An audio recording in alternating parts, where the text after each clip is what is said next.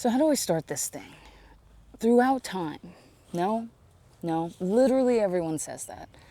Since the beginning of recorded history. No, it's the same thing.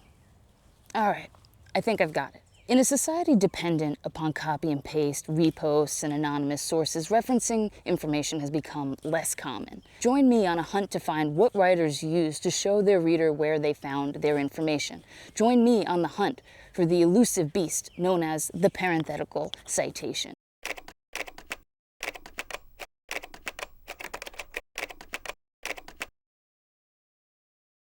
Before I use my bait, you should know that citation behavior has changed recently. With MLA9's release into the environment, parenthetical citations have adapted some of their most common traits. No page, paragraph, or line numbers in a source, that's okay. You don't need it in the parenthetical citation any longer. Just make sure that you reference the author's name or the title of the source. Now, parenthetical citations across the board have gotten a little bit clingy. They used to only want to stay near the end of a sentence, but now they seem to want to hang out right at their source information.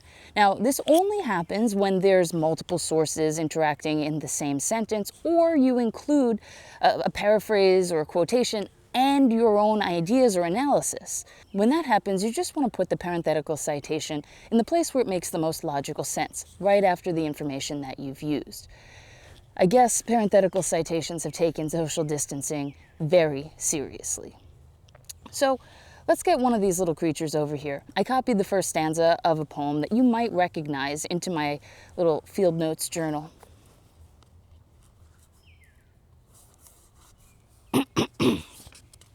What? I'm preparing. Do not go gentle into that good night. Old age should burn and rave at close of day. Rage, rage against the dying of the light. Now, just because it wasn't actually written for Interstellar doesn't mean they didn't do a bang-up job with it, though. Am I right? So where is our little friend? Oh. Okay, simmer down. That one got a little overzealous. So let's observe this little guy in the wild. He's cute, but he's got a purpose. Really quick, let's look over here. Thomas, that's Dylan Thomas. He's the one who wrote the poem. So we have our author, okay? And lines 1 through 3 here shows us that's referencing the first 3 lines of the poem. And with those new behaviors we talked about before, this edition of the poem must have been published with line numbers. So let's see if we can get him to lead us back to the works cited citation.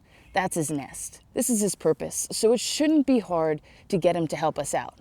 Hey bud, come on, take me home. So you can see we have all the information that we need to find the source, right? We have the author, we have the poem title, we also see the web page. Yes, I got it off a web page. I don't only read books just because I'm an English teacher. So we have all of the information spelled out and we have the URL. How cool is that? That makes it super easy for us to find the website and to find the poem. So cool. Let's leave this little guy to himself and we'll come back over here. We'll see if we could draw another one over. So this time we have an absolute classic, and I'm almost positive you've heard it before. Just the first sentence this time. Have to protect those vocal cords. You know what I'm saying? All right. It was the best of times. It was the worst of times. Ugh. I detest Dickens. All right, so it looks like his parenthetical citation is just about as slow as his plot lines. All right, so look at what we have here. Okay, just what we expected. Dickens, the author, and the page 1, for the page of the quote. Cool, right? Nice and easy. Notice there isn't the word page or PG or anything like that to signal that we're looking for a page. MLA defaults to page numbers, so we don't need to send any sort of signal like that. So let's follow him back again.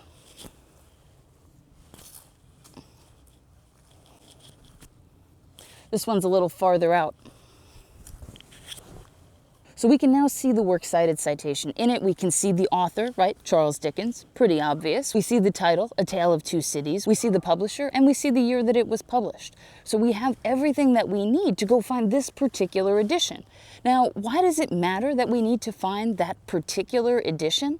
Well, it's really just because page numbers aren't standardized. So you really need to make sure that when you tell the reader where to find your source, you tell them exactly which source you're looking for.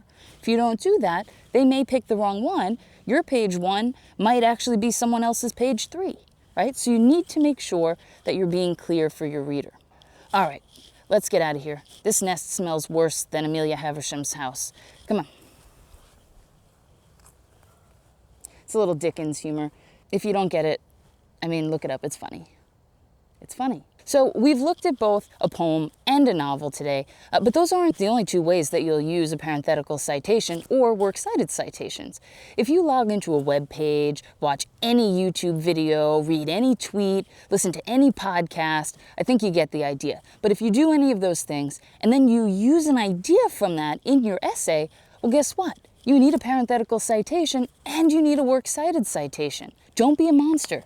Make sure you bring your parenthetical citations home into your essay for them to hang out. Whether you quote word for word or summarize a chunk of information in a paraphrase, you still have to cite the info. Without your help with this, we'll never be able to revive the population of the parenthetical citation. Thank you all for coming on this journey with me. Only by working together to utilize citations properly can we bring this beautiful creature back to its former glory.